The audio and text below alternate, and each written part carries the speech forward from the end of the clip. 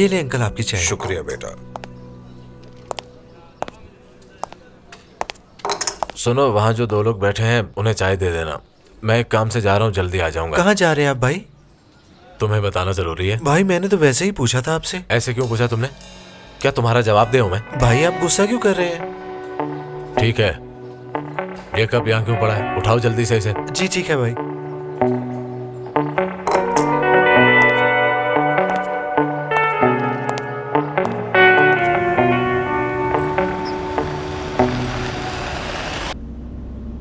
असल में निदा ये चाहती थी कि मैं अपनी अम्मी का दिफा करूं। तुम तो जानती हो कि मैं उसको ना नहीं कर सकता इन हालात में। हाँ मैं समझ सकती हूँ। क्या मतलब, क्यों यकीन नहीं है तुम्हें? हम एक दूसरे से लड़ना नहीं चाहते, मगर निदा की वजह से हमें लड़ना पड़ता है। उसका जल्दी ही कुछ करना होगा। वो कभी भी हमें लड़वा सकती है और इस तरह ये सारा मामला खराब हो जाएगा। वो रिकॉर्डिंग हमें मिलेगी तभी जान छूटेगी। मेरे पास अब भी उसकी रिकॉर्डिंग है, उम्मीद है कि वो मान जाएगी। बस जल्दी से सब ठीक हो जाए।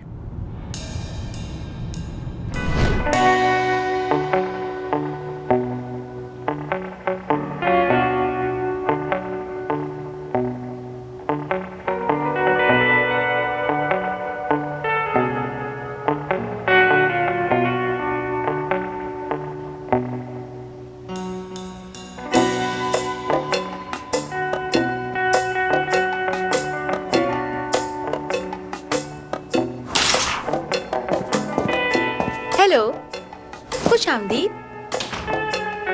तशरीफ रखिए आप।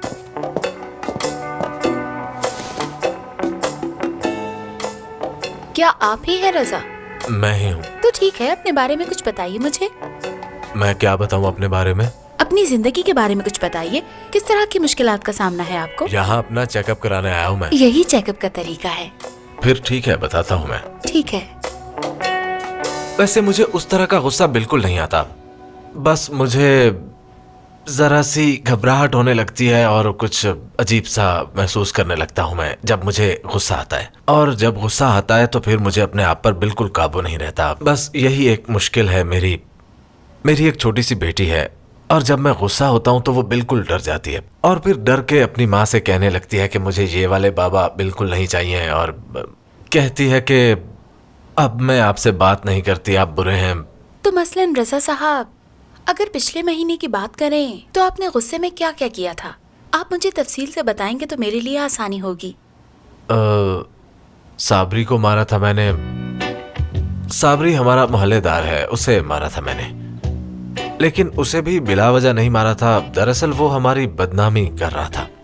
वैसे उसे मैं पहले भी कई बार मार चुका हूँ। उसके अलावा एक हेयर ड्रेसर की दुकान पर एक आदमी को मारा था क्योंकि वो मेरी बहन के बारे में गलत बात कर रहा था। उस दुकान का शीशा भी टूट गया था। उस आदमी को सबसे ज्यादा मारा था मैंने। और हाँ, हमारा एक दामाद है, उसे शादी से पहले एक दिन मैंने अपनी बहन के कमरे में देखा तो मुझे गुस्सा आ गया। मैंने उसे मारने के लिए गिलास उठा लिया।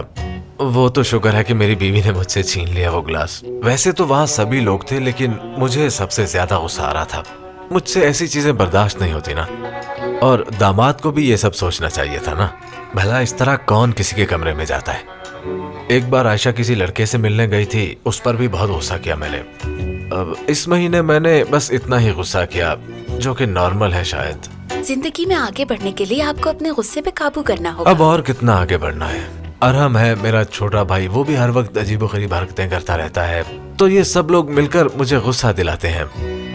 ये गुस्से वाला मसला मेरे साथ बचपन से ही है। तभी बाबा ने मुझे अपने साथ कैफे ले जाना शुरू कर दिया ताकि मैं उन सबसे दूर रहूं। यानी वो नहीं चाहते थे कि मैं किसी को कोई नुकसान पहुंचाऊं। एक लिहाज से तो अच्छा ही करते थे वो। मैं समझ गई। रजा साहब, अभी तक आपकी बातों से लगता है कि आप अपनी फैमिली के साथ बहुत अटैच हैं। उनके बारे में कोई बात नहीं सुन सकते। और मेरी अम्मी सारा दिन टीवी देखती रहती हैं। उन्हें शायद ये जिंदगी भी ड्रामा ही लगती है, इसलिए टेंशन नहीं लेती। दरअसल वो जो भी टीवी सीरियल देखती है उसको वो हकीकी जिंदगी का रूप समझ लेती है और हम सबको भी उन ड्रामों का किरदार ही समझती हैं वो। समझ गई। अच्छा ये बताएं कि जब आपने एक शख्स को हेयर ड्रेसर की दुकान पर मारा तो उस वक्त आपको कैसा महसूस हुआ था? मुझे अंदरूनी सुकून मिला उस दिन। यानी वो मेरी बहन के बारे में बात कर रहा था ना, तो इसलिए मेरा गुस्सा बजा था, इसलिए मैंने उसे भी बजा दिया। वैसे भी सबक सिखाना चाहिए ऐसे लोगों को। यहाँ अपनी बेटी की वजह से आया हूँ, क्योंकि उसे नाराज नहीं देख सकता। मैं नहीं चाहता वो अपने बाबा को बुरा समझे। लोगों को मारने के जुर्म में जेल भी जा चुका हूँ मैं। समझ गई।